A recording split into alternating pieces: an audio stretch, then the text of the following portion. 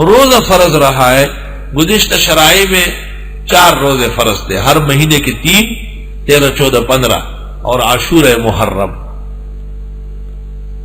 ایک بادشاہ بیمار ہو گیا تو لوگوں نے عید الفطر کے بعد اس کے لیے 10 روزے رکھے تو 40 ہو گئے ان میں، بعد میں انہوں نے ترک ہی کر دیے. اس لیے فقہائے نقادین جیسے ابو حنیفہ اور مالک نے شوال کے 6 روزے منع کر دیے.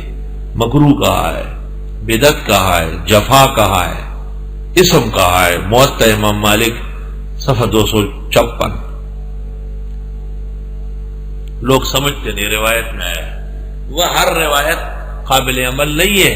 محقق ابن الحمام لکھتے ہیں ذکر بعد الصلاۃ جہرن بخاری میں مروی ہے، لیکن ابن الحمام لکھتے ہیں لم یعرف احد من الفقہاء قالہ، ایک فقی بھی امت کا اس کو لے نہیں رہا تو اس کو حمل کر لیا 33، 33، 34 پر.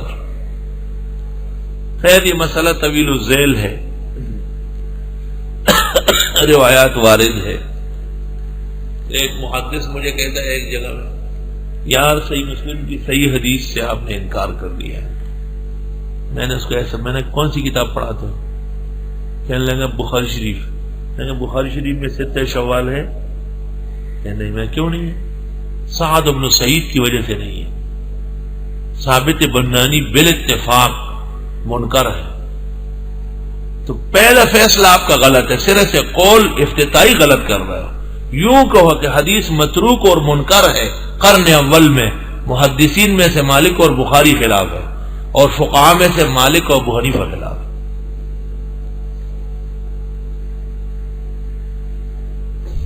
میں نے کہا مالک مسلم کو جانتے ہو، تدریب پڑھی آپ نے؟ واما صحیح مسلم فملآن من الشیعہ. اس میں دیکھو کتنے لوگ جمع ہوئے. حدیث یتداولہ الفقہاء خیر من حدیث یتداولہ الشیوخ. اس لیے کہا وہ حدیث جو محدثین کی ہاں عام ہو اس سے بہتر حدیث وہ ہے جو فقہاء کرام کے ہاں قابل عمل ہو. فقہاء کے ہاں جتنی احادیث ہے یہ متواترات ہیں. اور تدریب میں لکھا ہے کہ جس روایت کے ناقلین 10 ہو وہ متواتر ہو جاتی ہے، اور فقہاء کرام کے ہاں جتنے احادیث ہیں ان کے ناقلین پوری امت ہے. اور بعض دارالفتاؤں نے لکھ دیا جیسے 23 شوال مستحب ہے، ایسا ایسا ایسا ایسا 8-10 فتوے جمع ہو گئے.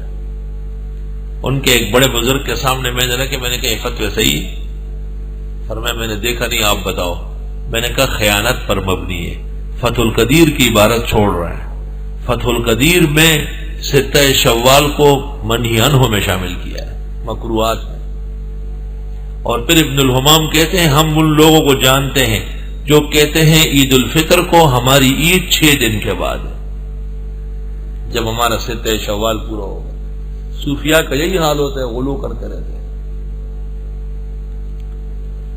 شامی کا حوالہ دیتے اور شامی کا استاد تحتاوی الدر کا نہیں دیتے، جس نے لکھا ہے جہاں در مختار کے متن میں ہے کہ ندبا صیام 7 شوال مستحب ہے، اس کے نیچے تحتاوی لکھتے ہیں فما فی المتن فقول بعض المتاخرین.